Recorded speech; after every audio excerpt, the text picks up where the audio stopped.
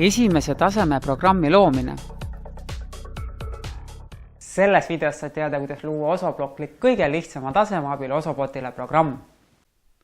Ja ongi käes aeg teha üheskoos Osobotile kõige esimene programm. Vali aadress osoblockly.com, get started ja tase number 1.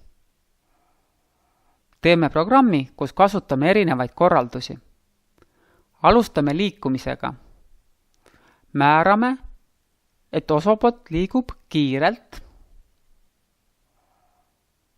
10 sammu edasi.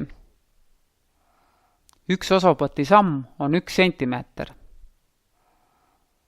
Nüüd pöörab Osobot täisnurga võrra paremale. Nüüd mängib tuledega vikerkaart. Ootab 1 sekundi. Keerab täisnurga võrra tagasi. Muudab liikumiskiiruse aeglaseks. Liigub 5 sammu tagasi.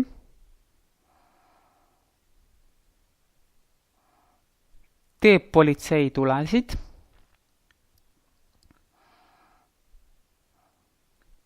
Teeb siksak liikumist. Ja kõige lõpus keerutab. Tuli päris pikk korraldus, üle 10 programmeerimisbloki. Kohe laadime sellega robotisse. Nüüd on sinu kord. Tee läbi ekraanile ilmuv väljakutse ja kohtumiseni järgmises videos. Väljakutse. Käivitu Osoblockly www.osoblockly.com. Võta valik Get Started ja vali tase number 1.